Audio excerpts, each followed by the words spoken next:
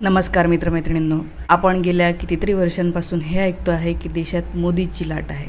तर हे सगळं जे काही आहे ते एक फुगा होता. हे मीडियाने क्रिएट केलेला, त्यांच्या अंधभक्तांनी क्रिएट केलेला फुगा होता. हे कालच्या निकालावरून कळलेलं आहेच. आणि प्रत्यक्ष नरेंद्र मोदी यांची लाट ओसरलेली आहे, स्पष्टपणे दिसत आहे. कारण लाट ज्याला म्हणतो ना, जर लाट असती ना तर नरेंद्र मोदी यांना जास्तीत जास्त मतं पडत गेली असते. त्यांना पडलेली मतं ही कमी झालेली आहे, मतांची संख्या कमी झालेली आहे, त्यांच्या सीट्स कमी झालेल्या आहे.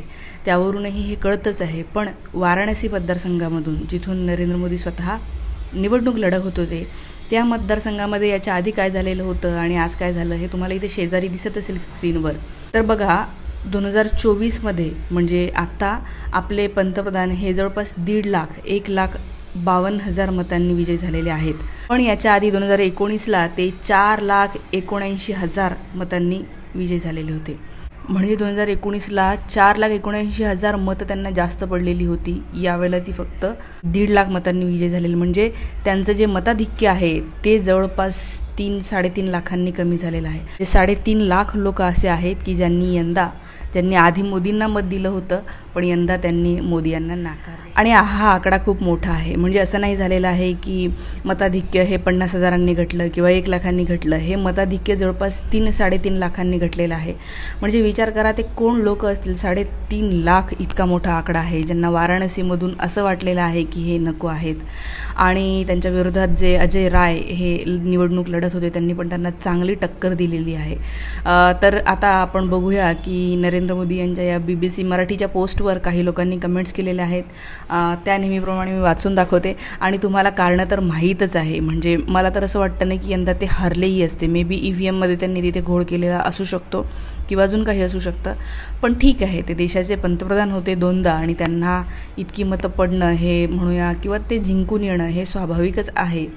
पण ते कमी होणं, मतांची टक्केवारी कमी होणं, याचा अर्थ तुम्ही जे काही केलेलं आहे गेल्या 5-10 वर्षामध्ये ते लोकांना आवडलेलं नाही आहे. तर आता याच्यावर लोक काय म्हणतात पाहूया. पहिली कमेंट आहे, अजय राय यांना मानलं पाहिजे, काय टक्कर दिली राव. असं वाटतच नव्हतं की तो माणूस मोदीपेक्षा काही कमी आहे. कारण की सकाळी सकाळी तुम्ही जर पाहिलं असेल तर लीडमध्ये होते, मोदी हे मागे होते.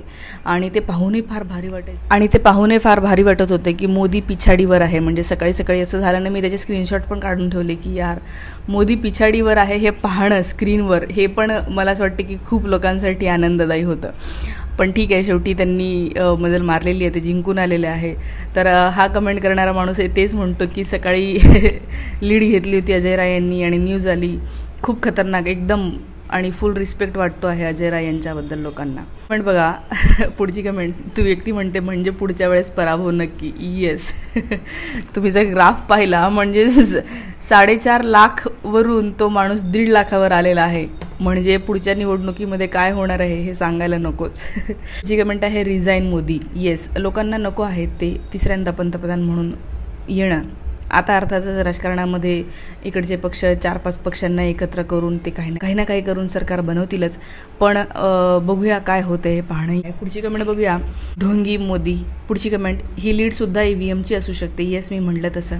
नेक्स्ट कमेंट, जो तानाशाही देश चलाता हो उसके साथ ऐसा ही होना चाहिए. बराबर आहे, तानाशाही से जो देश चला है उसके साथ यही होना चाहिए.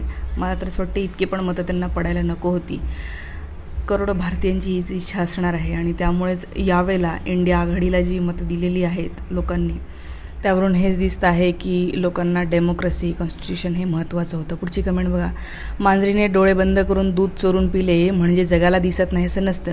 मोदी सततच जगाला व देशाला मूर्खात काढू शकत नाही. काही अंधभक्त आहेत, त्यांनी मूर्खात काढलं, पण आम्ही नव्हतो मूर्ख झालेलो. नेक्स्ट, पुढच्या वेळी हा नक्की पडणार. दुग्गल साहेबांचा पराभव झालेला आहे. सर्व यंत्रणा वापरून देखील बहुमत मिळवता आलेले नाही आहे. सगळ्या यंत्रणा वापरल्या यंदा. 2019ला नाही वापरल्या इतक्या यंत्रणा त्यांनी यंदा वापरलेल्या आहे. ED आहे, CBI आहे, लोकांना जेलमध्ये टाकलेलं आहे, धाक दाखवलेला आहे, पोलिसांचा धाक दाखवलेला आहे.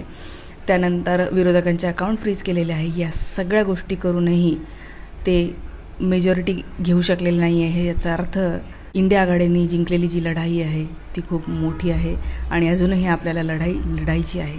पुढच्या कमेंट्स मी तुम्हाला इथे शेजारी दिसत राहणार आहे, ते तुम्ही वाचून घ्या. आज मी इथेच थांबते. Thank you so much.